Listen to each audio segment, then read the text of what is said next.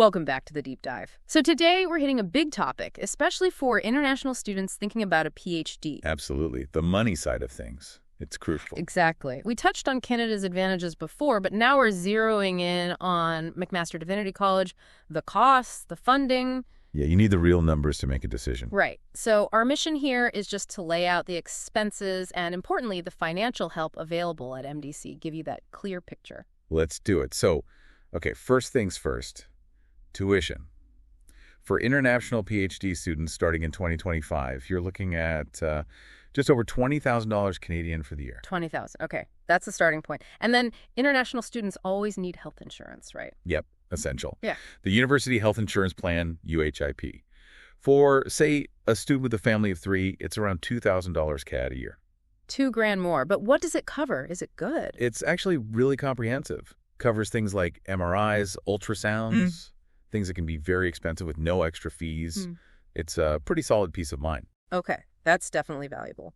So tuition, health insurance, what about help from MDC? Any bursaries or funding? Yes, definitely. This is where MDC really sort of steps up. They have bursaries and also graduate assistant positions. Okay. How much are we talking about? Well, it varies, depending on your situation and what GA positions are open. But, and this is key, the combined funding from both sources can be significant. Like how significant? In some cases, it can actually go over $10,000 CAD per year. Wow. Okay, that makes a real dent in the costs. It really can. It's Uh-huh. designed to help offset those main expenses. That's great news. And didn't we mention before that Canada has some advantages for students wanting to earn some money too? We did, and it's a huge deal. International students in Canada are officially allowed to work part-time.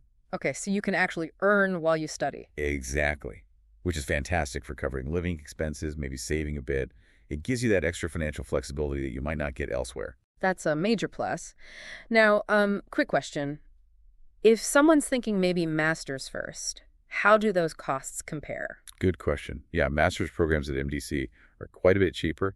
Tuition is roughly half of the PhD cost. Half price. Okay, that's a big difference to factor in if you're weighing options. Definitely. It's a much lower financial hurdle to start with. So we've got tuition, insurance, potential MDC funding, work opportunities, but often the real challenge is just day-to-day living, right? You've hit the nail on the head. Yeah. It's usually the living expenses and specifically accommodation, finding a place to live. That's the biggest pressure point. Right, housing costs. Yeah.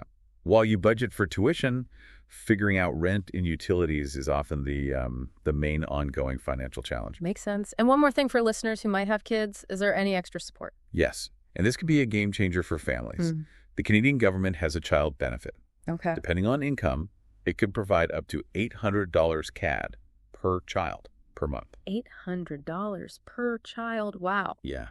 It can make a massive difference for students studying with their families. Really helps ease the financial load.